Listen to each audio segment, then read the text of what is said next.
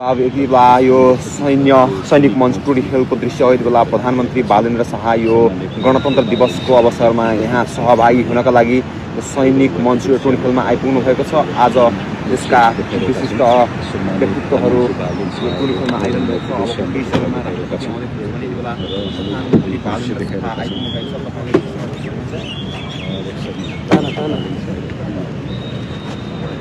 बुढो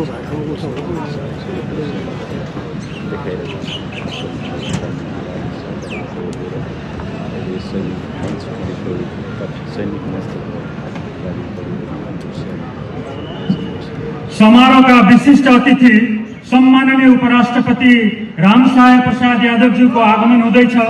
सम्मान का निम्ति यथास्थानबाट उठिदिनु हुन अनुरोध गर्दछु।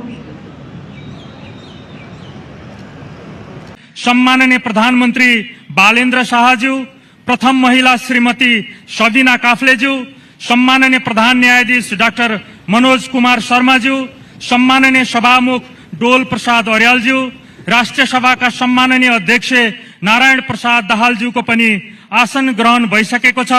साथै माननीय मन्त्रीज्यूहरू, माननीय उपसभामुखज्यू, राष्ट्रिय सभाका माननीय उपाध्यक्षज्यू, संघीय संसदका विभिन्न समितिका माननीय सभापतिज्यूहरू, संवैधानिक निकायका माननीय प्रमुखज्यूहरू, संघीय संसदका माननीय सदस्यज्यूहरू, स्थानीय तहका प्रमुख तथा पदाधिकारीज्यूहरू, नेपाल स्थित विदेशी कूटनीतिक नियोगका प्रतिनिधिज्यूहरू, राष्ट्र सेवक कर्मचारीहरू, सुरक्षा कर्मीहरू, आमन्त्रित महानुभावहरू एवं सञ्चारकर्मी पत्रकारहरूले यथास्थानमा आसन ग्रहण गरिसक्नु भएको छ।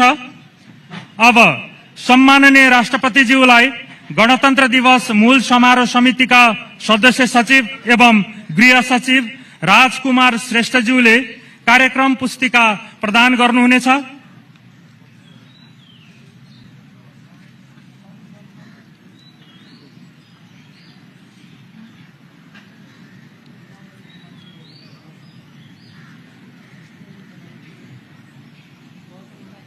अब राष्ट्रिय सम्मानका निम्ति राष्ट्रिय झण्डाको झण्डोत्तोलनसँगै राष्ट्रिय गान प्रस्तुत हुनेछ। यसर्थ राष्ट्रिय सम्मानमा शरीक भइदिनु हुनका लागि सबैमा अनुरोध गर्दछु। पश्चात